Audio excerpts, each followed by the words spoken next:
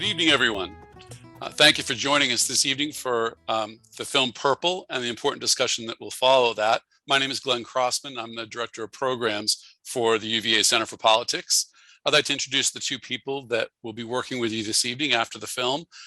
Melissa Weintraub is the co-founding Executive Director of Resetting the Table, an organization dedicated to building dialogue and deliberation across political divides. Melissa was also the founding director of Encounter, an organization dedicated to strengthening the capacity of the Jewish people to be agents of change in resolving the Israeli-Palestinian conflict. She was ordained as a conservative rabbi at the Jewish Theological Seminary and graduated from Harvard University. Helen Kramer is the Strategy and Impact Officer at Resetting the Table. She manages impact and strategy and also contributes to external partnerships, communications, and fundraising. She served as an associate producer of the film you'll be watching tonight and managed Resetting the Table's grassroots screening campaign that has reached more than 150 community organizations. Helen holds a BA in mathematics with a concentration in peace and conflict studies from Oberlin College. Thank you for joining us. Thank you so much, Glenn, and welcome everyone.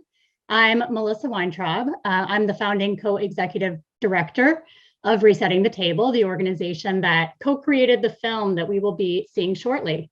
So Resetting the Table works to build courageous and constructive dialogue and inquiry across political divides in American life. We draw from mediation expertise to equip community leaders and members with the tools and skills to strengthen relationship and learning and collaboration in the face of political disagreement. And we brought together more than 40,000 Americans from a sweeping range of backgrounds and viewpoints.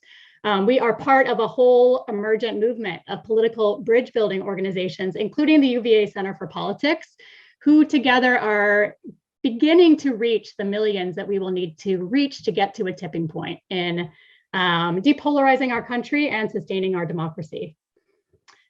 So how many of you would say that there are tensions in the face of political differences in the communities of which you're a part? If you know how to use the hand raising function on a webinar, you can raise your hand. You can physically raise your hand where you are. How many of you would say that there are tensions in the face of political differences in the communities of which you're a part? How many of you have avoided having conversations about politics with people with whom you disagree? Raise your hand if that's true for you. So for those who raised your hands, you are not alone. We are at an obvious boiling point in the acute polarization of our politics. And we hope that our time together this evening will help those who are feeling reluctant or fearful of having conversations on charged political issues to feel more confident that you can have rewarding and constructive and still honest conversations with people with whom you disagree. And for everyone, we hope that tonight will give you a few more tools in your toolbox when you want to communicate skillfully and successfully across differences, whether for the sake of your relationships, the possibility of mutual learning, of reaching others and having an impact on their thinking, or simply because you think it's important to do for our country and for our communities. The skills that we're going to be practicing this evening after seeing the short film that we're going to see will help you achieve all of these objectives and more for having difficult and important conversations, even in the face of strong disagreement. So let me outline what we're going to be doing together this evening. I'm going to say a few more words to give some context for the film that we're going to view, including what inspired us at Resetting the Table to make it. Then we are going to view the film. We will do a few exercises, including practicing 2 foundational skills for charged conversations across political divides. We will zoom out to talk a bit about why bother pursuing this kind of engagement. And then we'll talk about what's next for each of us, and we'll do a Q&A. After our opening, this is going to be an interactive program. And I love that you're already filling the chat. We are going to be interacting a lot tonight in the chat, given the size of our group. I hope that you are, if you're here watching this with us live, that you will be contributing and actively participating.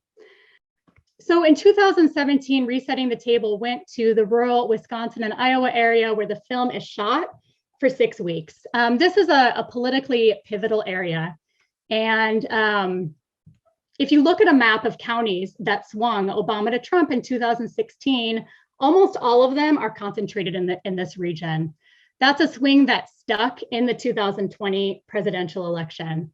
The New Yorker recently did a piece that essentially calls this area one of the tipping points of the tipping point in both national and statewide elections. So in 2017, we did a listening campaign there of 330 interviews and a series of dialogue forums with school teachers, small business owners, dairy farmers, auto mechanics, and every persuasion of pastor and priest. And we immersed in this area because we felt that it captured on a microcosmic level some of the divides and realignment happening in our country as a whole. And certainly this area has political import for the country as a whole. The area, as you'll observe in the film, is very homogeneous racially and religiously. It is 98% white and Christian, but ideologically, it's an area with a really rare degree of heterogeneity in America today.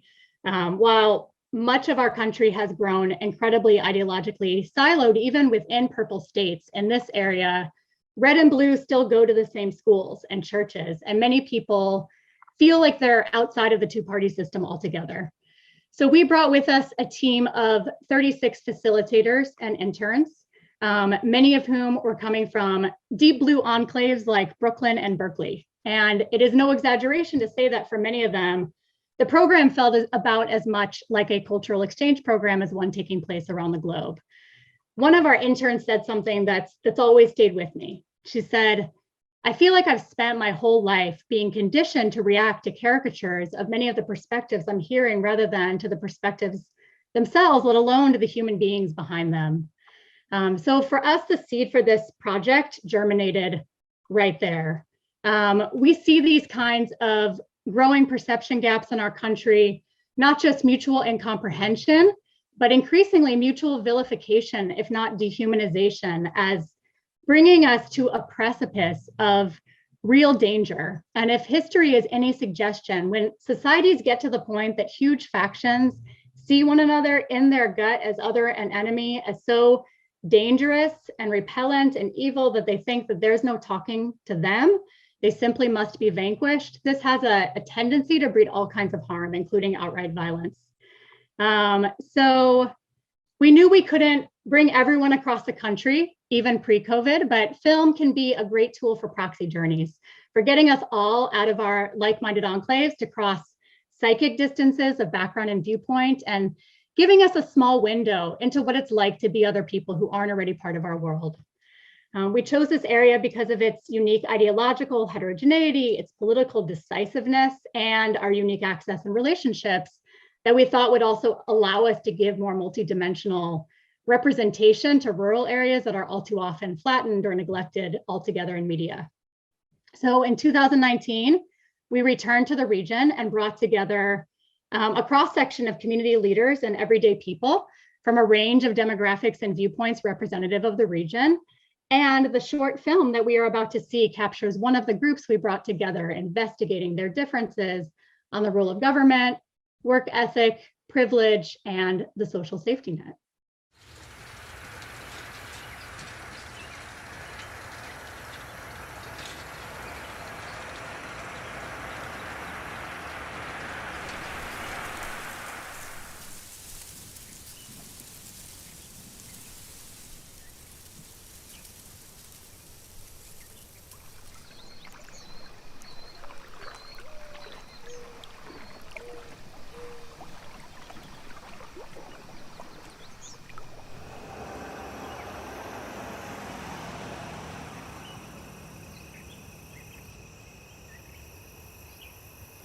How many of you would say that you've witnessed or experienced tensions connected to political differences in the communities within which you're a part?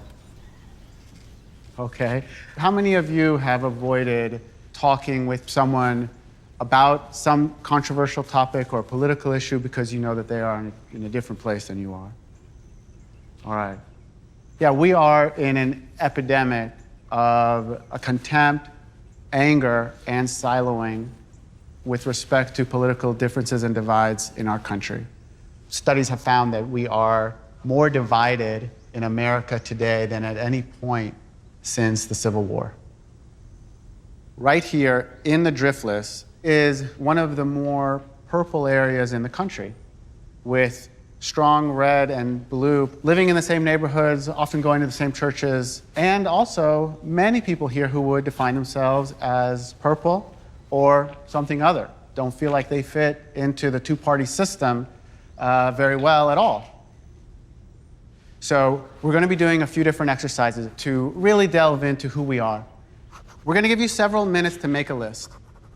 Moments in your life that most powerfully formed or changed your personal, moral, or political makeup.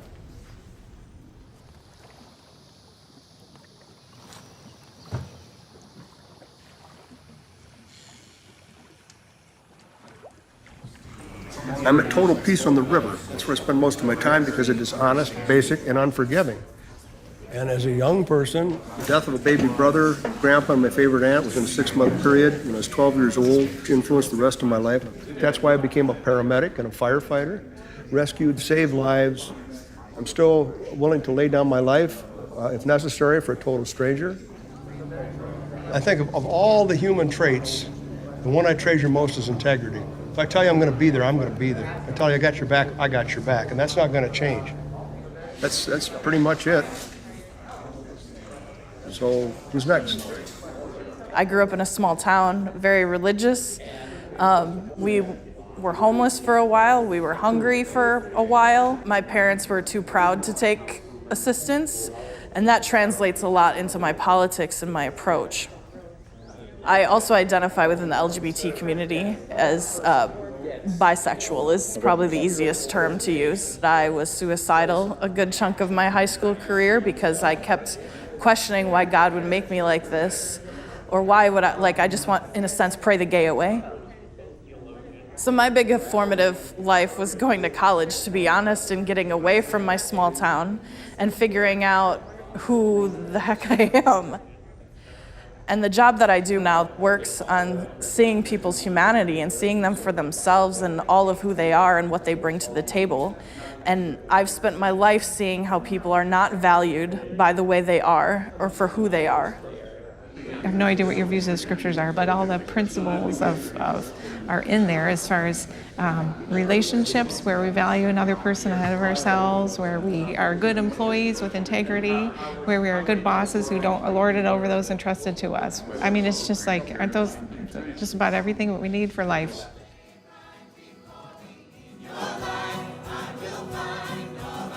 My parents divorced when I was 10 years old. I didn't know any other kids at that time whose parents are divorced. And I was from the generation where all of a sudden divorce was starting to grow and become rampant, and broken families that we didn't have prior to the 60s and 70s. And so seeing the ramifications and what that's done in our culture, where I end up politically, and it's basically whatever we can do as a society to support strong families.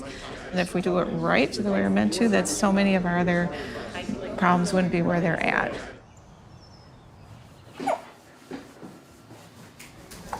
I was born abroad in the West Bank, moved to America when I was very young. I was more often excluded from groups in elementary school for a lot of different reasons, whether it was because I didn't play Sega Genesis like they did, or I didn't know who my favorite baseball team was, right? I grew up in a very poor inner city, so I always try to be on the side of the underdog. In college, I started after-school programs. I led bicycle trips with kids, and seeing kids expand their understanding of their communities and where they can go, always, maybe it was a dopamine hit, right? I always wanted to do more for more people. We're going to do an activity designed to purposefully surface some of the differences and divides that are present in the room, and then we will have an extended conversation on some of the issues that have arisen or some of the things that we know we all care about most.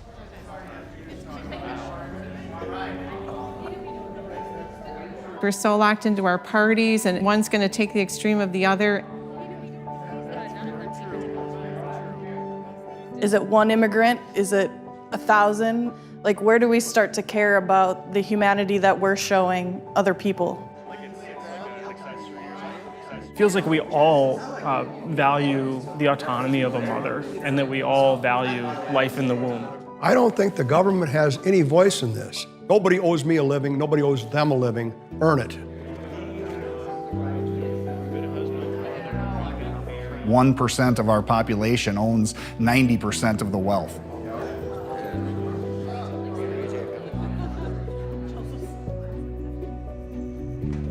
A little voice inside said, this is important to do, so that's why I'm here. I'm supposed to be here.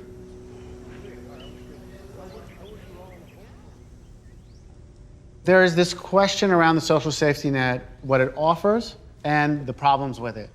Earlier, several of you focused on a frustration or a critique, but there were differences here. I believe in a social safety net because I also believe ultimately that I benefit. My security is taken care of not just by cops who stop bad people, but by social benefits that provide food to people who then don't have to go out and rob others in order to eat, right? And in that way, I feel more secure in the society that I live in. I was a firefighter, paramedic. 25 years I did this. And some people really who are in need, I mean, you feel compassion for them, but other people that just milk the system for all it's worth, I don't think it's right. I so agree with that. And I just thinking of the analogy of a parent, just how hard it is for a parent to let their kids fail in any way or to be needy in any way. And yet, the more that I continue to do for them and bail them out on things, and the less they're gonna learn important life lessons. And so I think we struggle with that as a society. How do we best care for people, but not do so much that we are inadvertently keeping them in dependency? You know, we're part of a church and we do our best with benevolent fund and helping people. But the other thing we do work really hard at is strengthening families. You know, empower kids to make good choices, that babies are birthed in healthy marital situations, not single, you know, all those kind of cultural things that really do contribute to economic stability. As Karen was saying there, I think that's important that we teach these kids and then get out of the way as much as you can. Because as long as you're dependent on somebody to do the work for you, why should you do the work? There's no incentive. This brings up so much. Yeah. I don't think our government does enough for the people that live in this country. I think that the way our country was set up to begin with, being on stolen land from people, and then we have built a country on the back of slave labor and continue to in some ways. I really don't feel like most people wake up thinking that I want to be one of these like nags on society. If we're a country built on life, liberty, and the pursuit of happiness, but we ensure that most people have no chance at happiness, how are we really upholding any of this? Something sort of energized me, AJ, that people can't begin to understand sort of the injustices that we live in, and that formed the base and foundation for people who are doing well. And then thinking about, you know, the way that I view the social safety net, and it comes back to something that no one's really said the word much today, but privilege, right? You know, going back to Karen, you talk about helping your children, but realizing that helping them has in some ways hindered them. To which I say, you provided more for your kids than just the things that they wanted, but you probably provided them the tools and the support and the love and the knowledge that if they miss a car payment, you'll support them for that month if they prove that they can pay it for the next month. Whereas there's so many people who, if they miss that car payment, they can't turn to anyone. So there's a privilege that your children also carry with them. Well, Akram, I don't know anybody, anything. So when I was in junior high school, I got a 50 cent a week allowance. Fantastic. Got into high school, say, Dad, I'm going into high school now, I'll be taking girls out, going to football games, a little more allowance. He said, how much were you thinking this? Well, $1, just get a job. And that was the last I was on the dole. Now, if somebody can't work for whatever reason, by all means, we need to support these people every way possible. They deserve a quality of life. But if they can work and they don't want to work or not work much, why in the world should people who have worked their entire life? I started working when I was 13 years old, and I'm still working. I'm a senior citizen, and I'm still out there busting my hump 200 days a year when possible, either doing farm work or herding cattle or guiding. Why should I pay for anybody? Supplement their type of thing. I think that a lot of times that when people don't work, there are other reasons there, right? Whether they don't know how to interview very well or they don't have the skills. You talked about at 13, you were able to go and get a job because your dad told you to. You used skills that your father probably taught you. Well, Akram, if this doesn't begin in the home, who's responsible for it? In a lot of other societies, it's not just the nuclear family unit that's responsible for children, but the collective. You know, my society. dad, when he cut off my allowance, he said, go get a job. He called my uncle, said, hey, I got a worker for you. So I started at the princely wage of $1.25 an hour. With your uncle, With my uncle. who was looking out for you. Well, no, he set me straight. This life is not easy, guys. Even though we're living in America where it's about as easy as it gets, you still got to fight for everything that's worth fighting for. But I think for some, it is easier. You know, I was a poor trailer trash kid when I was growing up, and we were on some of that assistance. And if you are coming from 3 generations of living off social services, you're not learning that work ethic. So now I have 40 employees because I've worked my ass off to get there. But I was also fortunate enough that my father-in-law had the capability of signing on the dotted line for that first house I needed to get to start my business. And if I wouldn't have had that. So you're giving recognition to the fact that when you have social networks who are able to help, you have greater likelihood that your work will produce better outcomes. Yeah, but you also have to be willing to work hard to get But there. it's not enough. No. And what Ted said essentially was like, okay, well, if you don't have those networks, whose responsibility is it? Is it the government's responsibility? And it sounded like, you know, you said, Akram, there's a communal responsibility. Karen, you said, like, we're doing this as much as we can in the church. Whose responsibility is it? What do people think? I just want to echo that point again. One of our values at church actually is intergenerational relationships. So instead of just the financial and economic handout, we need the older generation teaching the younger generation these work ethic things. We need that hard work of people caring enough to get in there and help these struggling families.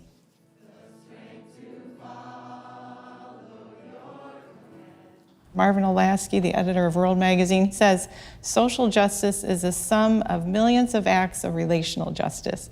So we tend to think of it as who we vote for and it's those big things, but it's not. It's those small little things that we do every day to connect and mentor the next generation. Is there a difference for you if that connecting is enabled by the church and enabled by government or It's probably institutions? a both and. It's probably a both and for sure, yeah.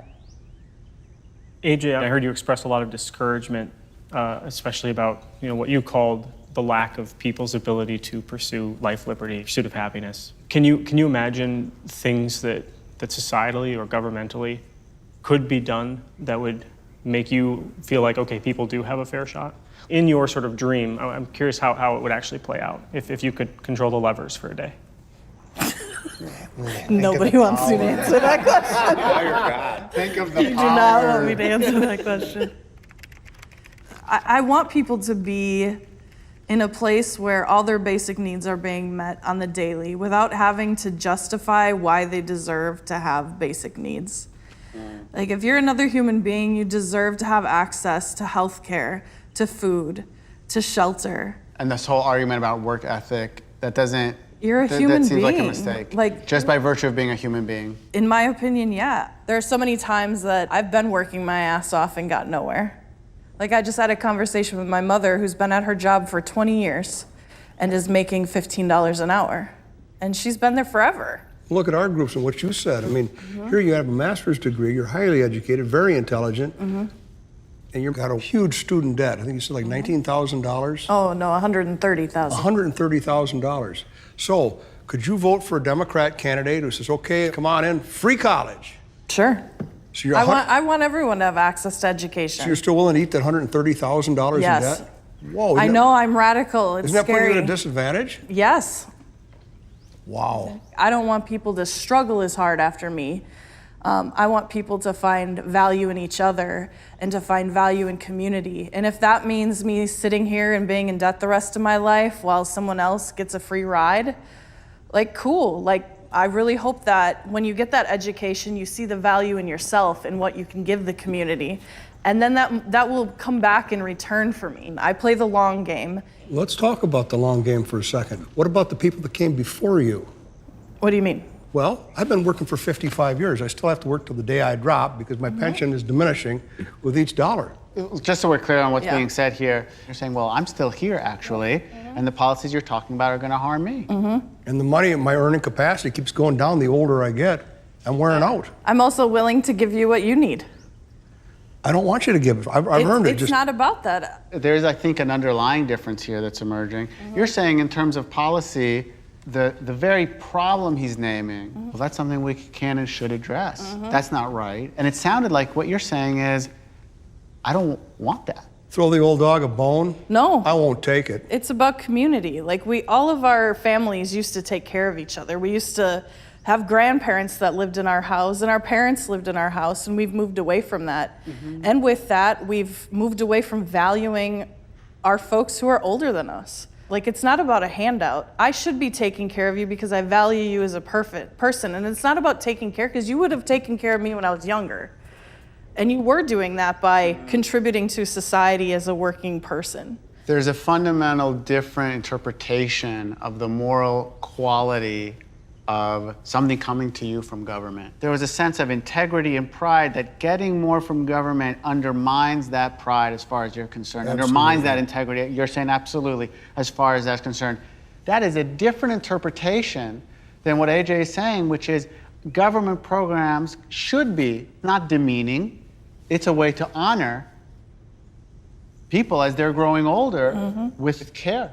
It's like radically different ways of looking at what would happen as government is supporting retirees. When I hear you talking about community, we need to take care of one another, it sounds like you're mostly saying that means that the government becomes our community. Isn't there also a part of that that then disincentivizes each of us in our own giving, because the government will do it? And in unintended consequences, we begin to lose community because we're no longer obligated to one another in that way because the government will take care of it.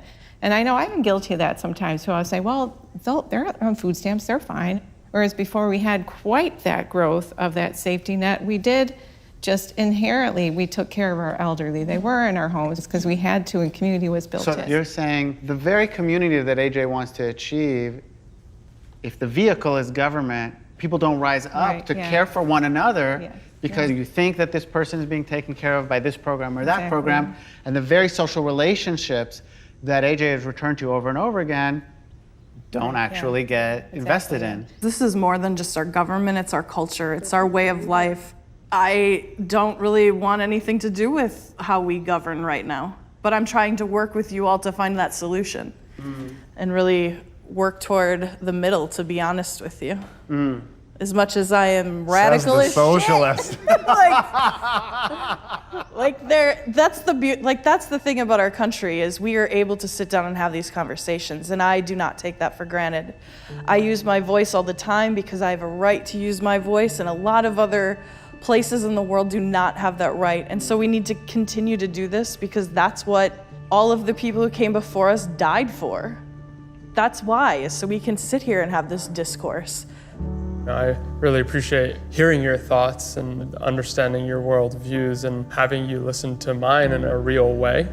I feel like through these kinds of conversations with people of extraordinarily different belief systems, it is always incremental, it's always forward progress for the betterment of everyone. It's been really neat to share this with intelligent conversation with people a lot smarter than I am, a lot more perceptive and open-minded than I am. This is just a fine group of Americans, and only in this country could we have such diverse opinions and still have hope. America's best days are yet to come. That's what I take away from this. I will name my appreciation for this helpful reminder that people of opposing political viewpoints aren't the caricatures that I sort of often assume that they are. It's been a joy for me to encounter people who bring more nuance and complexity to their politics than I sort of lazily assume is true most of the time. So thank you.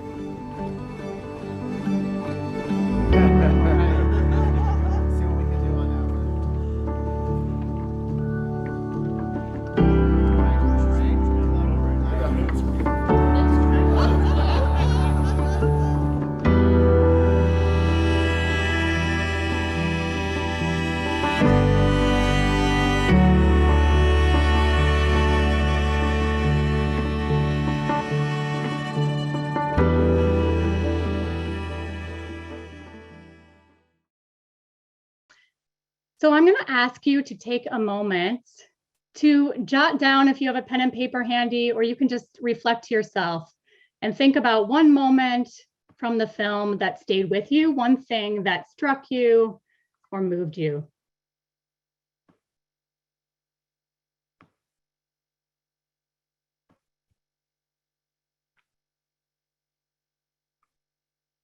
So I'm sure there are many more thoughts and reactions and questions on your mind than what you just started to jot down or reflect on. As you have questions along the way, we want to capture them like right as they arise. So you can put them into the Q&A box that's in the webinar. Helen, who was introduced at the outset, will be reviewing questions that are in the Q&A. The Q&A box is where we ask that you put questions that you have rather than into the chat, because we're going to keep our chat now focused on interactive exercises that we are about to do together. We will address as many of the questions that you put into the Q&A as possible at the end of the program. So I want to transition us now into an experiential process so that we can practice together some skills for doing the kind of communication across divides that is depicted in the film. So let me say something overarching about our process. One of our intentions is to put into practice a core principle for speaking successfully across divides, and that is the value of slowing down, of pausing some of our own reactions, and first making sure that we understand others before we react and respond. This is something that we are absolutely conditioned against in our polarized political culture. Many view the film and understandably want to get in there around the table and argue with the core characters. So the process that we have designed centers on pressing pause on all that and slowing down and taking the time first to capture the views of all the core protagonists and understand them on their own terms before we respond with and before we discuss our own perspectives and reactions and challenges. So we are going to touch on two skills in relation to the characters in the film that we teach as foundational building blocks for collaborative communication across divides. These are skills that are part of the reason that the conversations in the film went well, and they're skills that can help all of us to talk to rather than past each other while still addressing charged issues directly. So the first skill that we're going to practice is often called reflection, and it's an effort to demonstrate to people that we see them as they wish to be seen. In a conversation, this could sound a little bit like, let me see if I get it. For you, it's this and this and this. Did I get that right? As we're essentially aiming to show people that we have heard them to get to the point that they'd say, yes, exactly, that's it. So we at Resetting the Table call this hitting the bullseye. And when we hit the bullseye, we've captured the heart of what matters most to others. You may have noticed that the facilitator does this several times in the film. For example, he says to Ted at one point, you're saying, well, I'm still here actually, and the policies that you're talking about are going to harm me. And then he turns and he checks in with Ted and he sees if he got it right. And he waits for Ted to say, absolutely. So that's a bullseye reflection. And we want to be correctable, just as he was. He's checking in to say, did I get that right? And waiting to hear, yes. So why do we do this? There is a wealth of research that shows that the more people feel that who they are is truly seen by others, the more they feel a sense of ease and connection, even in the face of strong disagreement and challenge. So when people feel like they're seen as they see themselves and as they wish to be seen, they are far more likely to be receptive, flexible, and even generous with others. They are more likely to overcome confirmation bias and to take in challenges that they otherwise might be quick to dismiss or reject. So hitting the bullseye, in short, creates space in the for mutual receptivity, or it doesn't always, but it can. It maximizes the likelihood that that receptivity will be present even in the face of strong differences. So this can be tremendously challenging today when many of us are operating in relative silos. We're often unaware the extent to which we're projecting all kinds of things onto our ideological counterparts unwittingly. Many of us through media are encountering the worst possible versions of others' thinking rather than an accurate, let alone a generous portrayal of who they are and what they care about. So we are going to take some time now to give a couple of bullseye reflections to characters in purple as a way of both practicing this skill, and also for those of you who are educators or community leaders or who just might be interested in utilizing this film, we'll also be kind of demonstrating how the film can be used to support your community members to build this capacity and skill. So I'm going to put into the chat an excerpt from the film, a transcript of an excerpt. You can go ahead and click on that if you are comfortable being able to click on it and still navigate back to us on Zoom. You don't actually need this document to do this exercise. You can do this from memory.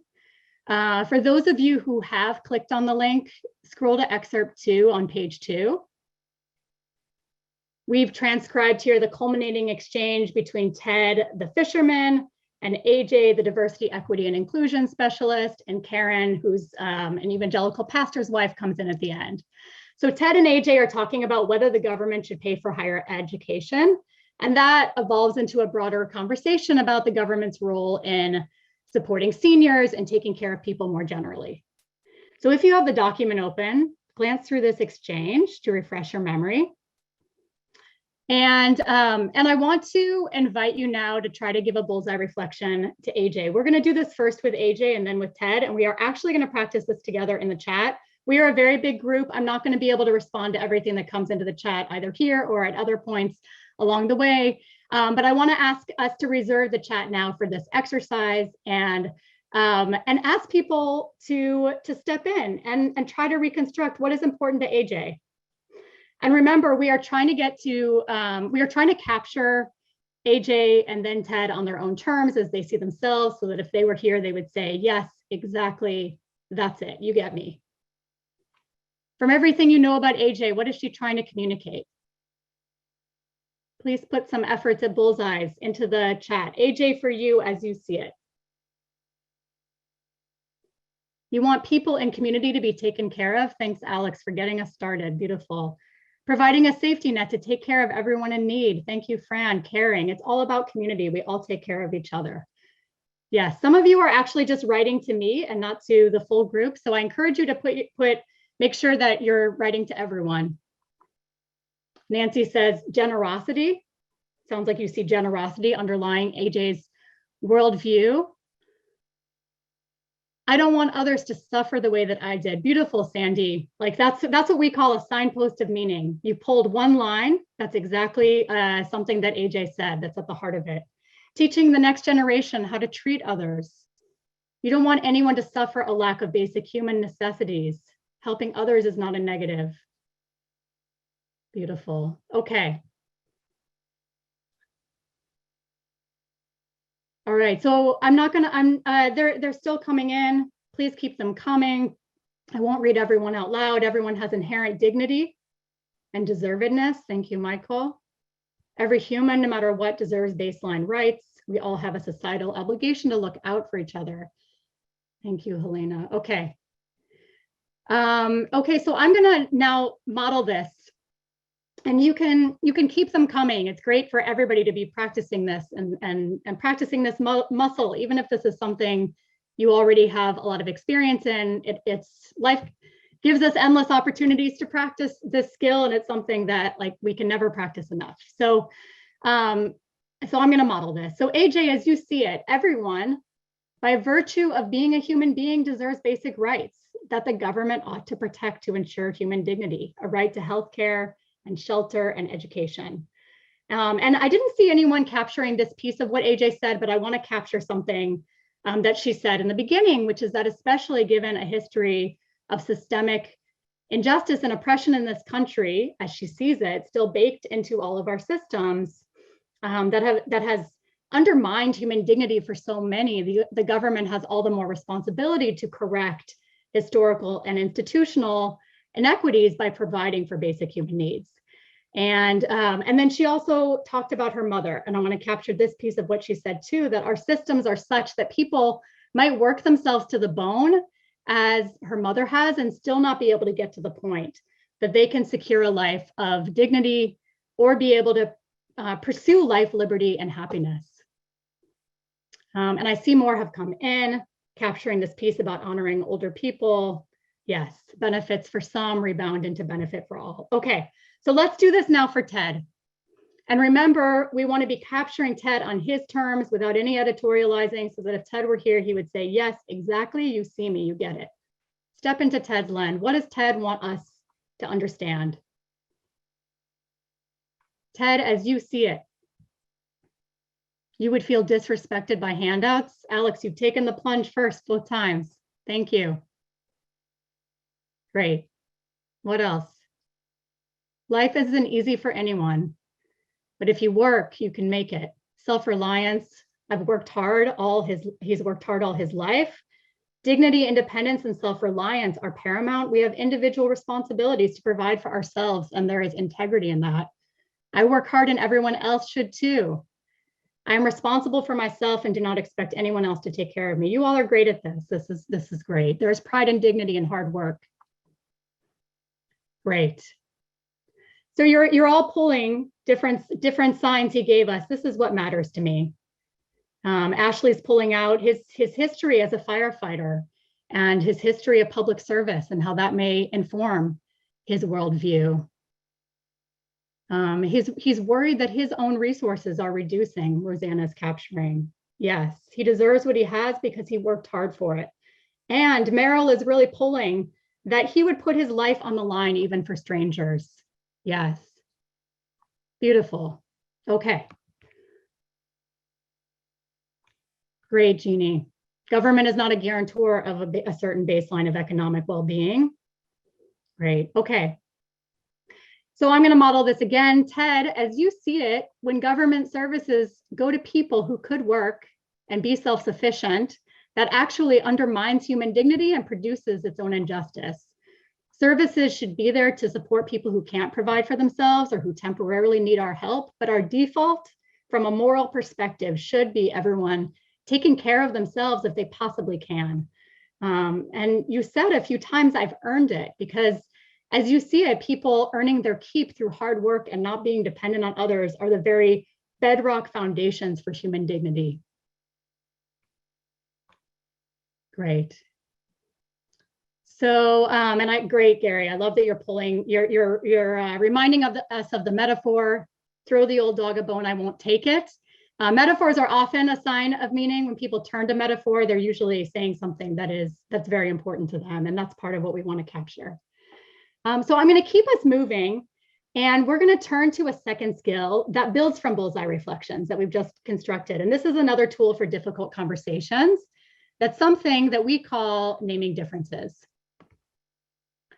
So naming differences is a key mediation tool, and it means identifying the crux of differences between two or more parties and capturing how each party relates to that difference accurately. So we want to get to the point that if both parties or all parties were here, they would say, yes, that's the heart of the difference between us. And you see me, you get me in relation to that difference. So why do we do this? The strongest way to disarm the potentially destructive charge of differences is to name them clearly and directly, so long as we're able to capture the way each party relates to the difference as they see it.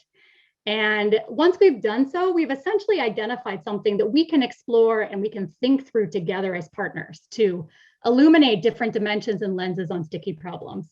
So this principle can be a bit counterintuitive. We may think that we're going to overcome tension and conflict best by steering towards common ground rather than difference. But our differences, especially the ones that matter most to us, they tend to return in destructive ways when they're not engaged head on. And even if our differences don't boil over, encounters across difference can feel hollow or dissatisfying when important differences are sidestepped rather than addressed. So we're going to put this principle into practice as a skill. If we're continuing with our example of the exchange between Ted and AJ, we might say that a core difference between AJ and Ted is around whether government services tend to promote or chip away at human dignity. The facilitator summarizes this as a difference around the moral quality of something coming to us from government. So we are going to focus in together now on trying to name a core difference between Karen and AJ. You may want to reference the transcribed excerpts again. I I'll put it again into the chat so that you can access it. You can also do this from memory. I want to particularly draw your attention to Karen's response to AJ at the end. And let's try to name the crux of a difference between Karen and AJ. And please give this a shot in the chat.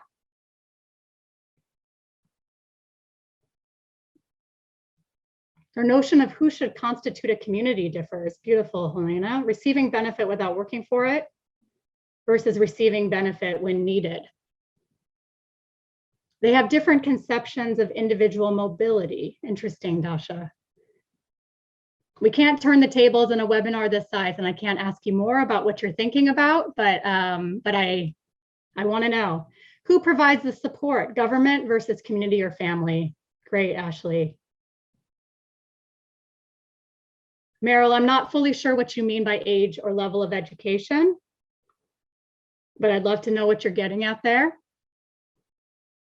So again, we're trying to capture the crux, yes, of what is different for each of them and the way they both say yes. So you want to preserve community by not letting people off the hook. AJ, you want to ensure community by government care. Nice formulation, Alex, okay. Community becomes irrelevant when government takes care of everything. Okay, I think that's Karen's part of the difference. That is where Karen is sitting. Karen thinks that government aid discourages work and charity. AJ does not. Nice, Leo. Okay, so yes, okay, Donna saying the potential irony that government assistance can disincentivize self-reliance, so morally well-intentioned. Again, that's capturing what we call the leg of Karen. There's a kind of different legs of the difference, and that's Karen's leg. Okay, great. So I'm gonna model this again. And as you see, there's more than one way to do this. There's not only one right way, but the key is that that if everybody was here, they would say, yeah, that's it. You know, that's what's most disarming. So one way to name the difference is that there's a difference on whether or not government is the best vehicle through which communities should care for one another. Both AJ and Karen want people to support each other. They want to feel that they're part of a caring community. For AJ, government must be a vehicle through which communities care for one another's basic needs. Again, given a history of structural oppression, given a present reality of all the people who would otherwise fall through the cracks in a safety net that would be more voluntary and less inclusive, to say the least. For Karen, she also wants to achieve that communal care, but she doesn't want us to rely primarily on government to provide that care, because as she sees it, doing so has many unintended harmful consequences, including undermining people's agency rather than empowering them, and also eroding our communal responsibility to care for one another. So arguably, in this case, Karen and AJ share a goal, but they differ over how to get there. So here's what I want to ask you now. We're going to take a few minutes for this. Who did you find yourself wanting to challenge? And how might you frame your challenge in a way that the character might hear and take in? And I encourage you to, if you can, even in the chat, try to integrate a bit of a bullseye reflection into your challenge. You know, like, I heard you say this and I want to push back on that, but I still see you. I see what matters to you. I heard you say this. I want to push back on that. What would you want to say to the characters if you were around the table with them?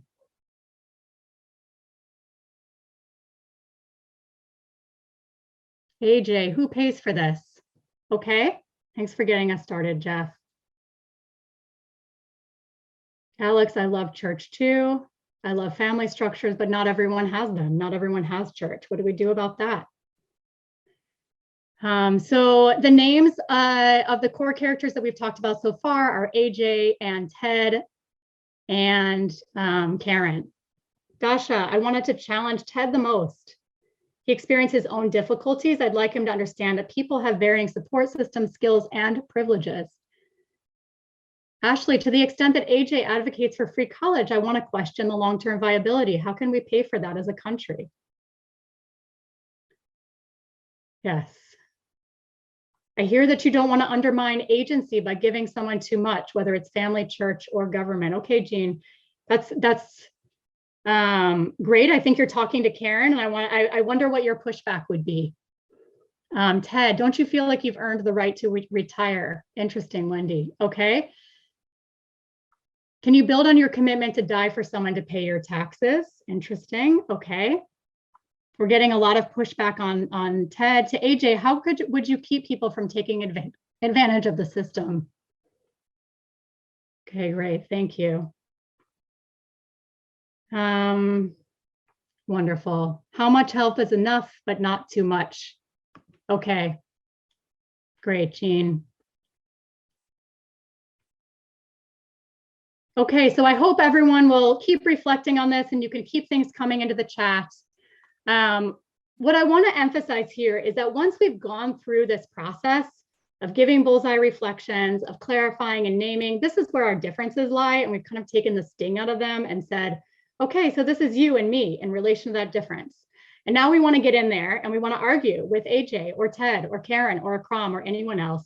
We can practice making challenges that would be much more likely to be taken in because they're building from bullseye reflections. So we can say, Ted, I heard you say that self-sufficiency is what gives us human dignity, and I want to push back on that. But when we push back, we're doing so on the basis of having slowed down enough to be able to speak to the heart of Ted's thinking. And that is a foundation for collaborative communication across divides that maximizes the likelihood that our interlocutors are going to be able to hear our challenges and take them in.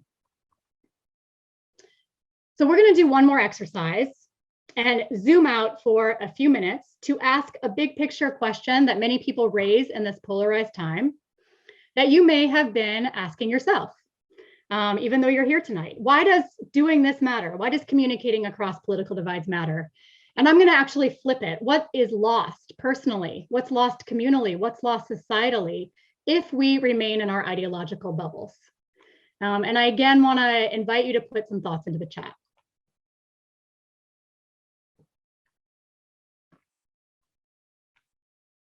Why does communicating across divides matter? What's lost without it, communally, personally, societally? Where you sit? What do you experience? Okay, Max, if you remain in your bubble, you don't know what others are thinking. And why do we need to know what others are thinking? What does that do? Creativity, compassion, we don't learn. We lack understanding of family members, neighbors, and friends. Yes, it broadens our minds. We get more done together. Thank you, Nancy. Helena, we lose our humanity without doing so. Growth requires change. We can't move forward if we aren't listening and compromising. It's so easy to vilify and even caricature others if we don't listen to them. It's too easy to assume we fully understand and reject others' points of view. We lose the opportunity to connect. Beautiful. We are gridlocked without understanding and compromise. We do not develop good ideas. Great.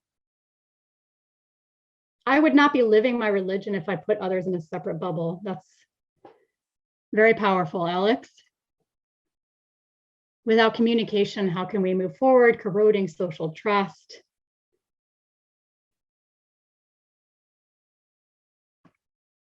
Beautiful, everyone.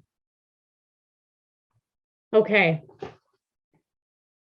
A republic is that form of government based on dialogue. I like that, John. Jennifer says our health will suffer, physical and mental. Okay. So I'm going to summarize a few of the reasons that we see, and I think that you hit on all of these and much more. But the number one reason, sustaining relationships and community. A recent poll of thousands of people in all 50 states found that 16% had stopped speaking to a family member or a close friend over politics. And we think this is a really staggering finding because it suggests the unraveling of 50 million relationships. And as I said at the beginning, at a societal level, when we get to the point where huge factions see one another as other and enemy, our divides risk degenerating into outright political violence and certainly fractured families and communities. So there's a lot of relational and communal harm. So many of you talked about learning and growth and sharpening our thinking. We don't learn what we need to learn from echo chambers. Without communication across divides, we often don't realize the blind spots that we're operating with, our incomplete understanding, our false assumptions of both each other and of the issues themselves. We lose the kind of comprehensive understanding that only emerges from connecting to the people who are going to push us to see what we don't already see. Many of you talked about the inability to move forward and gridlock and the inability to solve problems, right? So one way to summarize this piece is political effectiveness. Political dysfunction in Washington has arguably left our representatives unable to represent any of us wherever we stand because unable to solve problems.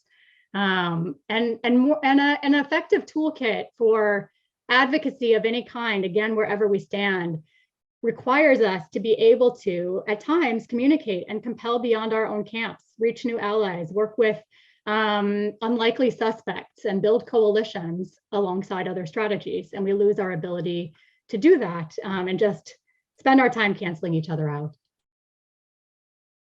And many people talked about a kind of, that we lose our humanity, we lose our fundamental values and the things that we're committed to spiritually and religiously. And I know that there's more that was in the chat beyond what I've summarized. So I want to give us a couple of minutes to have you just think about next steps that you might want to take from here, walking away from tonight before we do our Q&A and before we start moving into closing. So I'm going to give you a couple of minutes now to take a minute to think on how you might want to apply the lessons of this film in your own lives. And here are some prompts to consider, whether you're already involved in bridge building efforts or you're new to this work. Whose perspectives are missing from your world that you might proactively seek out? Whose perspectives would you most like to understand or engage? And with whom and where could you see having similar conversations across disagreement? And if anyone is drawn to sharing something in the chat, you are welcome to. But this can just be for you, what you're thinking about right now. Any intentions that you want to hold. Great, thank you, Janine. I have friends and family who hold different views, and I will apply these skills in future conversations. Beth is recognizing many don't communicate the way the individuals in the film do. Yes, that is true, and the difficulty of doing so, especially in social media. Okay, so I'm going to invite my colleague, Helen Kramer, to come off mute and to let us know some of the questions that have come into the Q&A. And if you have questions that you want to put into the Q&A now, please continue to do so. Hi, Melissa. Thank you, everyone, for being with us. So I've been helping to triage some of the questions, keep them coming in. I'll be paying attention to new ones that they do. But the first question from the audience I wanted to ask you, Melissa, is could you say more about how you chose these participants for the film? How did you recruit them? What got them into the room? Sure. I mentioned at the beginning that we did 330 interviews in this area. So, this was an effort to understand like a really wide variety of different kinds of perspectives and backgrounds and to hear the voices of the people in this area. There's been so much media attention and spotlighting on this area, but like most of it was kind of drive-by journalism and very little like sinking in and really listening to people and doing the kinds of things that we did tonight. Something as simple as excavating and unearthing what is most meaningful to people, what really motivated them, what keeps them up at night, and capturing it and spending time with people at length. So we wanted to do that and to have that inform the work that we did in this area, and ultimately the film that we made. Most of the people who are in the film came out of those interviews. We were looking for people who would represent the kind of demographic diversity that exists in this area in terms of generations and the professions that people work in and people's class status and people's sexuality, et cetera. So there were a variety of categories of diversity. As I said in the beginning, there's not a lot of racial diversity in this area, but to capture a kind of demographic diversity representative of this area so that it would be a portrait of this place. And also to have people who are all like very compelling on their own terms, who have a lot of integrity and who would seem reasonable on some level to people who don't share their worldview. So that was very important to us. People who had taught us something that we wanted to be able to initiate any viewer into some kind of understanding of that person's lens, empathically, analytically, et cetera, even if they passionately disagreed with them.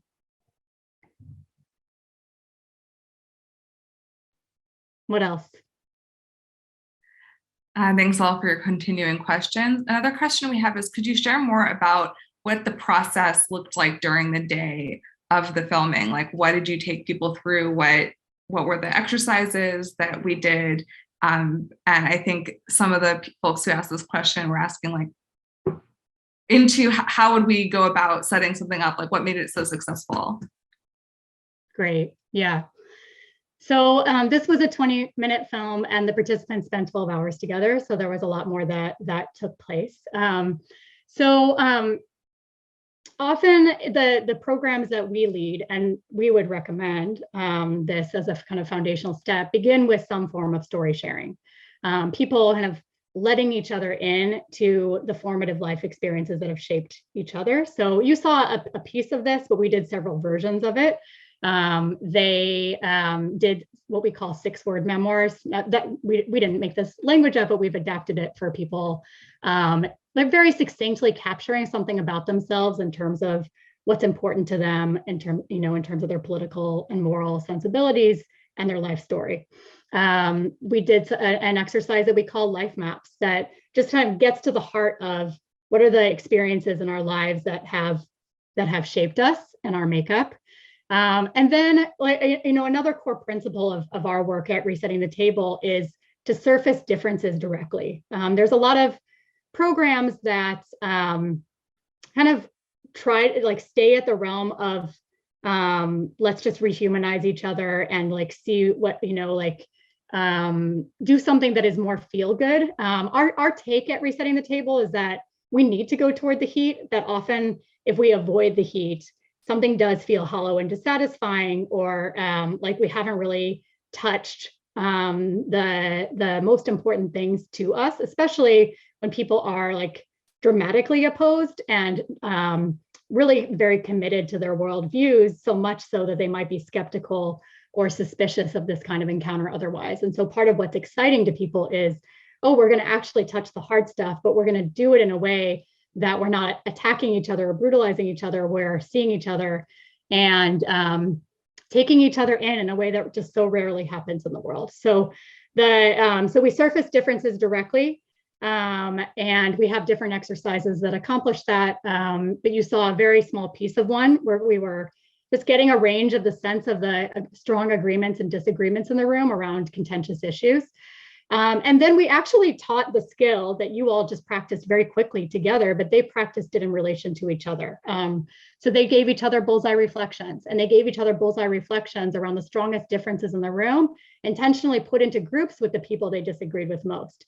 And they really worked to hit the bullseye, to pause, to wait, to say, to push back or to criticize, and to work at it until they were able to say to each other, this is it. This is how you want to be seen. For you, it's this.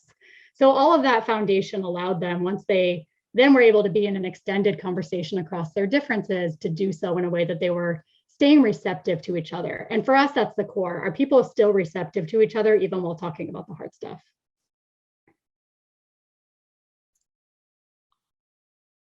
What else? I see that someone has asked about accessing Purple, and Jason has put it into the chat. We will say more about that in the end. I think there's a few people who've asked about that, so we will say more about accessing Purple. There are some really wonderful questions that are coming in. Can I ask a few of them at once so you can decide how to answer? Great. Yeah. So one came in from Dasha. I hope I'm saying your name right. And the question is, how do we navigate differences when they're related to fundamental values like human rights? Another question is, so we've named the difference, we've done the bullseye, we've gotten to a shared understanding. What next? And then two that are related, I think. So I'll try to combine these. So your film showed the benefit of having a skilled neutral facilitator, and you also need trusted conveners for this kind of dialogue. Can you talk about how to build capacity in communities, and also given how few trusted conveners there are these days, how do you establish that initial trust, and how do you become a neutral facilitator? I'm kind of combining a question about facilitation and convener into one there. Okay. Great questions. Okay, so I'm not sure I can integrate all three of them into an answer, so I'll try to hit pieces of each of them separately. In terms of how to become a trusted convener, I don't think there's a universal response to this because people are positioned in such different ways. There are religious communities and universities and other convening institutions or educators or others who are like part of the mission of the organization is to be a somewhat neutral party, or at least to be a party that can organically bring together ideologically diverse constituencies. So that if that's part of one's mission, then one has to really work at it and to be continuously asking who's not here and why are they not here? And do they feel comfortable here? Do they feel safe here? Do they feel that they would be able to show up fully as themselves and come to expression in my space? So that's a kind of like continual vigilance or, self-interrogation required. And then there's others who are positioned very differently, whether it's in an advocacy organization, an organization that takes a stand. If one wants to be a convener and that's the case, and one is really like deeply committed to a worldview and wants to be able to convene beyond it, then there's always really like a need to partner with others, and particularly with trusted messengers. Like who are the trusted messengers who, if they were to have buy-in and the framing were right and it done in the terms of the people that we want to be able to reach, that's how we would get them into the room. There's more to say, but I'm gonna move on to the other questions. The question of fundamental values is also such an important one, and I'm not going to be able to fully do it justice, but let me say a few things. Like one of the ways that we think about this is that we don't advocate necessarily all dialogue with all people all the time. On some level, everyone has to kind of decide for themselves, for their organization, for their community, for themselves as an individual, like what is your comfort level in terms of who you're willing to engage, in terms of who you want to engage for your own purposes. Where do you draw your own personal moral boundaries? There is a range of thinking around this and how people just relate to it in terms of what they need and what they want. So we don't expect everyone to go on the same journey, but we think that we're living essentially in a cultural moment in which many of us are drawing our red lines too close to ourselves. And when that becomes a societal pattern, that's when we get society-wide echo chambers and tribes that can lead to all the toxic patterns and costs of polarization that we've talked so much about, including just limiting the transformative potential of human interaction. So we are big believers in the transformative potential of human interaction, and that we want to encourage people wherever possible to be stretching themselves to talk to people that they see as in fundamental conflict, even with in conflict with their own fundamental values. Again, not everyone wants to go on that journey. I will say that I spent 2 decades working on the Israeli-Palestinian conflict. That is a conflict like many violent conflicts where there is so much talk of we won't talk to them until they meet these criteria, and talk of like until they're in solidarity with us in this way, until they give recognition of our legitimacy in this way.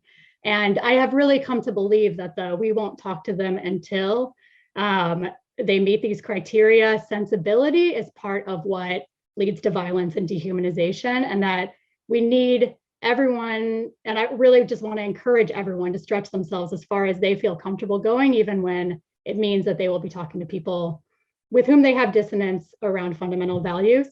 The great thing about reflection is that when we get really good at it, it doesn't mean abandoning our moral compass.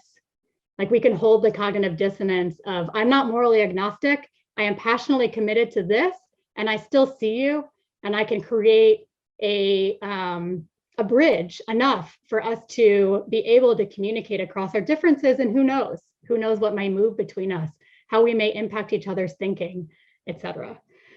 Okay, I've been talking for a while, so I think I want to take another question. I know I didn't answer one of them.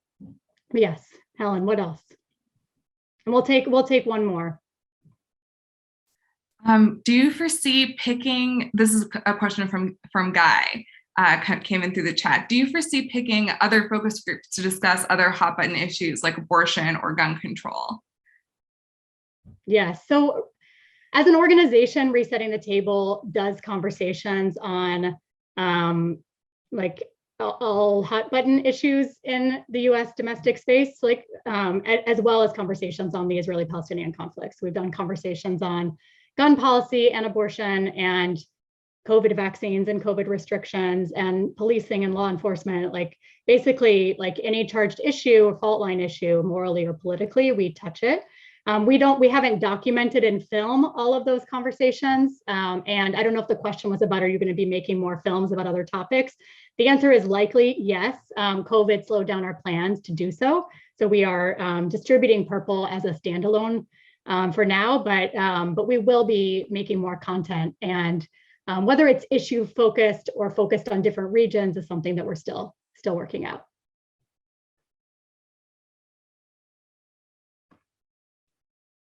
Okay.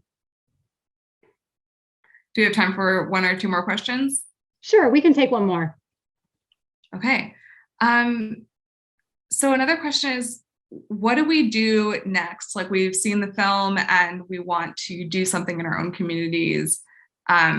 What would you recommend that we can do? And I know there's a wide variety of folks in the audience. We got this question asked in a few different ways, but as a teacher, as just a community member, as a member of a church, what is your take, Melissa? Okay.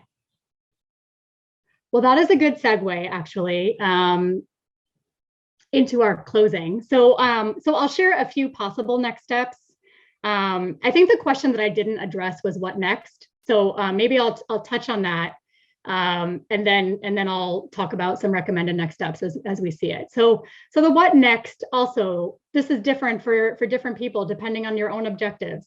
As we see it, the process of gaining insight and recognition and not just like a kind of basic mutual rehumanization, but like I understand you, I recognize you, I understand your motivations and what moves you, what matters to you. That is an end in and of itself. We talked about all the relational harms, the learning and growth and collective insight that we're missing, the lack of comprehensive understanding of issues. So as we see it, that gaining of understanding is an end in and of itself. And it sets up the possibility for all kinds of creative problem solving and collaboration as well. And even though we say to go toward the heat and to name differences, ironically, when we go toward our differences rather than common ground, what ends up happening a lot of the time is that people realize, oh, we actually, even though we thought we were diametrically opposed, we agree about 98% of the picture. And now that 2% has become generative and we can learn from it. And the 98%, maybe there's something that we can do together. So we have seen people in the dialogues that we've done take those next steps of collaboration often, but that's not something that we force or push people towards. It's something that just happens organically. There's other organizations that really try to harness people into collective action. I can name a couple of those like as I go if people are interested. So you can reinforce that in the chat if that's something you want to hear more about. So, okay, so let me share a few possible next steps. We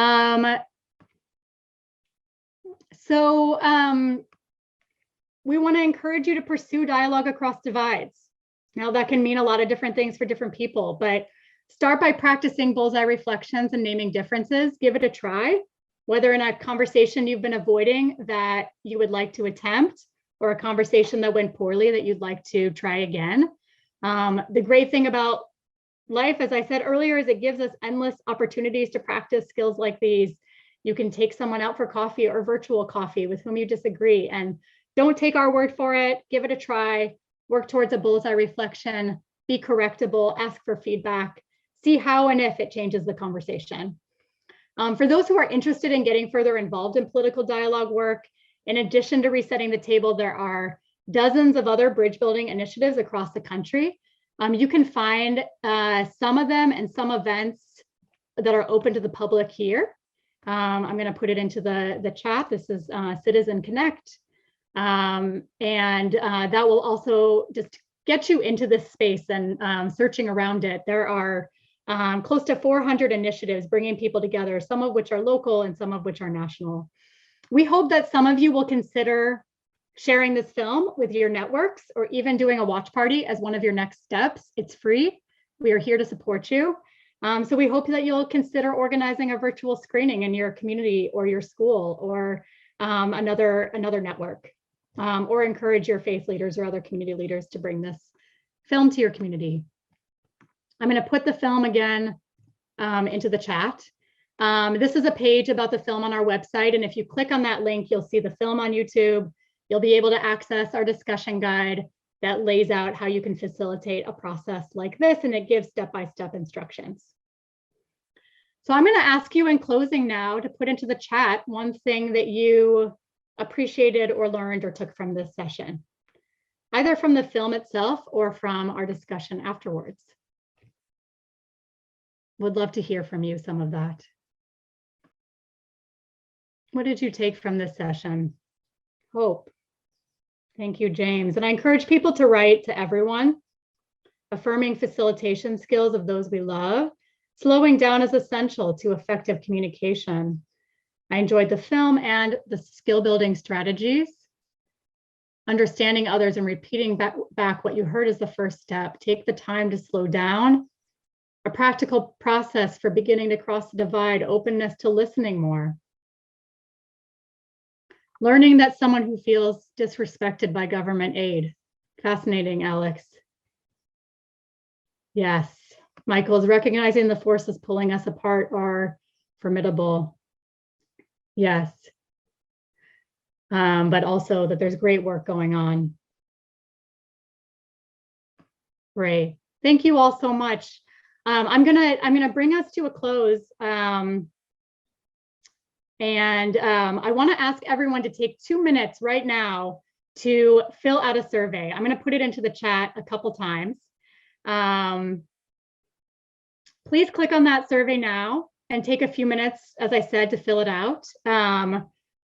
We read every single one. It helps us get ripple effects from the film, so we really encourage you to do so. Thank you all so much for your thoughtfulness today. We hope that you will be ambassadors for the kind of interpersonal and public conversations that we need to heal our country and our communities. Thank you so much.